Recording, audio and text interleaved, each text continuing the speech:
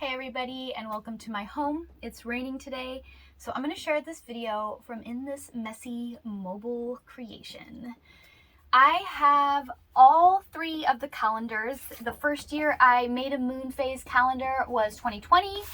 We are nearing the end of this year's calendar, 2021, and super stoked to release 2022 moon phase calendar.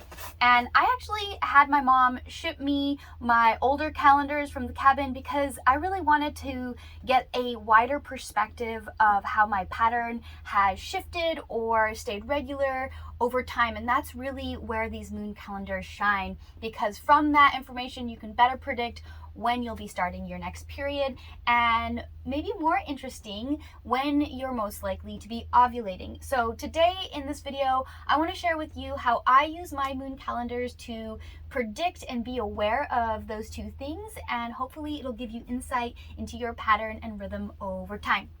So here in the 2020 moon phase calendar, I'm going to switch you. All right.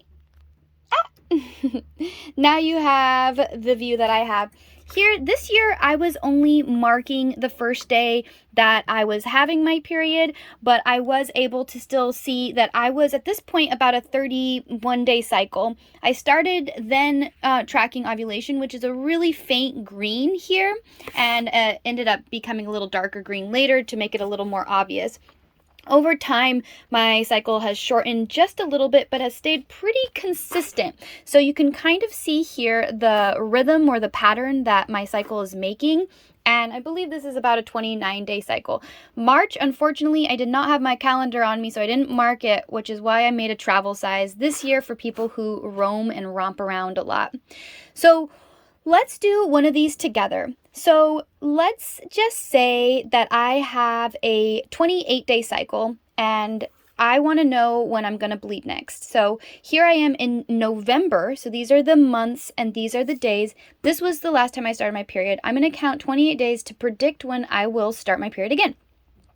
1, 2, 3, 4, 5, 6, 7, 8, 9, 10, 11, 12, 13, 14, 15, 16, 17, 18, 19, 20, 21, 22, 23, 24, 25, 26, 27, 28. Okay, so I can predict that on 28th of, that on the 22nd, 28 days after my period, the 22nd of December is when I'll most likely be bleeding again. I'm not going to mark that until it actually happens because I want the information to be accurate, right? Because we're predicting, we're evaluating, we're learning from the actual cycle. But I want to be aware of when I'll most likely be ovulating. So if I had a regular 28-day cycle, it's going to be more accurate than if I'm all over the map, right? So if I want to predict when I'm going to be ovulating, I'll count back 10 to 14 days before this predicted period. So 1, 2, 3, 4, 5, 6, 7, 8, 9, 10. So I already marked this in green, and I've already marked these because I did this before. But let's just do one together. No, that's red. Where's the green? There we go. There we go. So we were here.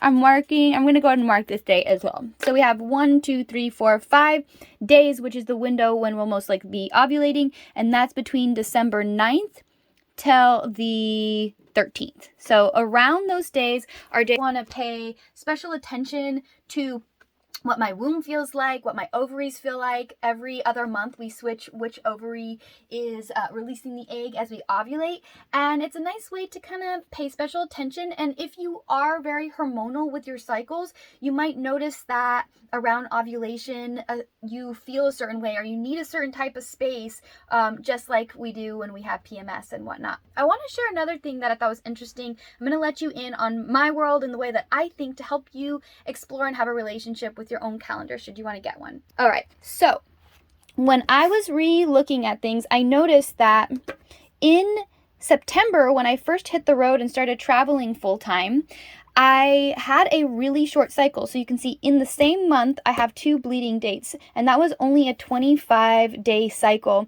And that really throws things off a little bit. So it makes it a little harder to predict when I'm bleeding if my cycle isn't regular. So I want to take that into consideration. I also want to take into consideration what is changing in my life that's making my cycle irregular. I I was luckily enough that I had a big life switch that I was able to kind of understand, like, this might have to do with the new stresses in my life, the new changes in my life.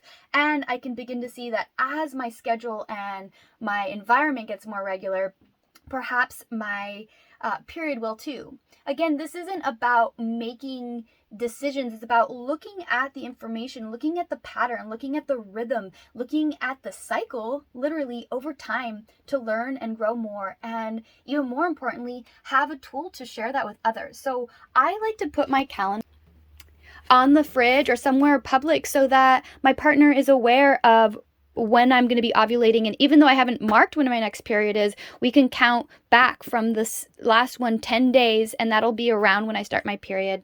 And at that point, I like to plan some downtime in my life. I like to really consider my cycle in the larger cycle of our calendar, and really even play with the moon and where the moon's at and how I'm lining up with that. And also look to the moon and go like, oh, I'm having a 30-day cycle. That's great, because you're going to be riding along. You're going to be having your period around the same moon phase each month. Of course, if your cycle changes often, then that will change. So it's all about learning, growing, and getting into better communication and relationship with ourselves. And I love the calendar for this. If you have any questions, let me know. I hope that this helps you. I hope walking you through the way I've developed using my calendar helps you find a nice way to build a relationship with it, and more importantly, with yourself. Enjoy.